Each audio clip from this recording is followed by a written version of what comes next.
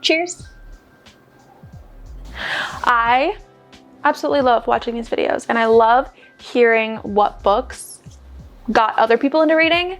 And then just like, if I've read those books, being like, oh yeah, like I get it, I understand. But also I feel like those have such strong and good book recommendations because clearly it got people back into reading. So that's what I'm gonna do today. I'm gonna tell you the books that got me back into reading, and I obviously highly recommend all of them. So I will preface this video, I think this is important. These books like literally got me into reading, because this like they didn't get me back into reading, they got me into it because I wasn't into it at all. I didn't think I was a reader, you know? So I think that's a good segue into this first book, because this is the book that literally showed me that I could be a reader. So this book is The Silent Patient by Alex Michaelides. This is the January 2019 book of the month that I got. Tell me why I signed up for book of the month when I like didn't read. I don't know, but I did, and I read this in January of 2019. I had just graduated college in December. I picked this one up. I read this book in less than 24 hours. And this is the first book that I've ever been able to finish, like my whole reading life, been able to finish in like less than a week. And it was less than 24 hours. So this book truly showed me that like I could be a reader. Like I could like this. This could be a thing that I'm into. This book did get very popular on BookTok. If you're watching this, I'd be surprised if you haven't heard about it.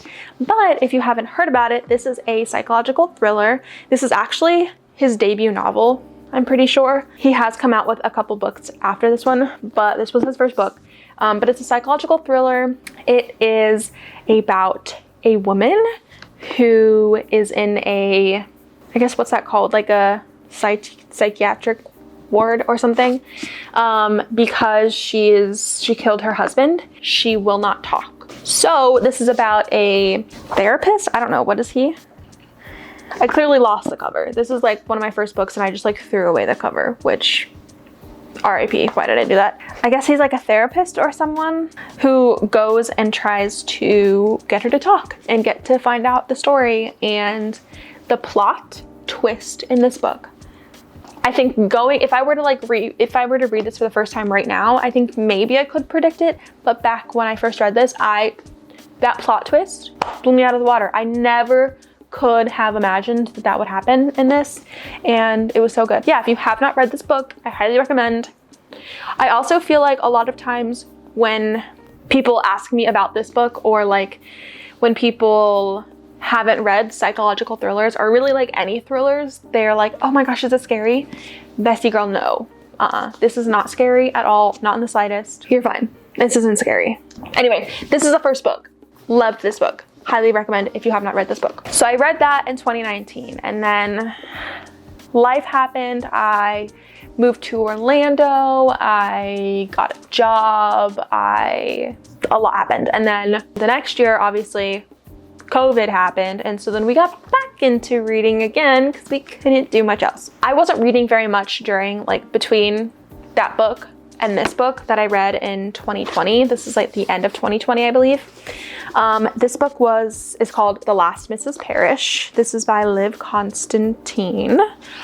This is another thriller. This one's a suburban thriller. So it's about Mrs. Parrish and Mr. Parrish. It follows the female main character. It says she's tired of being a nobody, a plain invisible woman who blends into the background. She deserves more. A life of money and power, like the one blonde-haired, blue-eyed goddess Daphne Parrish takes for granted. So by the end of this, you find out what's really going on. In this book, I kind of switched sides. I went back and forth on whose team I was on, which I really enjoyed, and it kept me on my toes, and I was not expecting the plot twist again. This book really showed me writers are smart. Writers are creative. She just thought of this story and was just let me just write it down. That's buck wild. I could never. I am not a writer. I am not creative in that way. I can paint a painting. I can make a handmade bookmark, but I cannot write a story the way these authors can.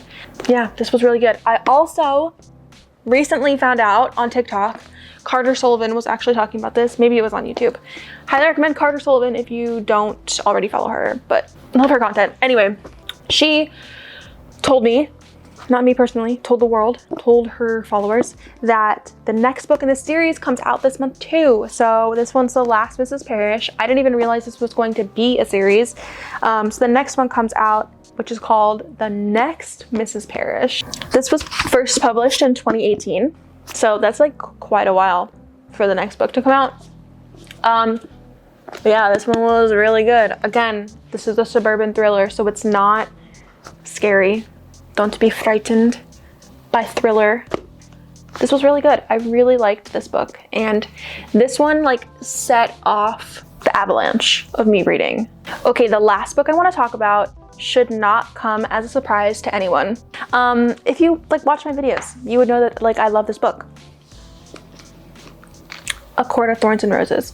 This book showed me that like fantasy books don't have to be big and scary and like have these crazy worlds and all of this like world building and all of these complicated names and all of these like, I mean, don't get me wrong, there's names in here that like, they're kind of hard to pronounce, but they're not like crazy high fantasy.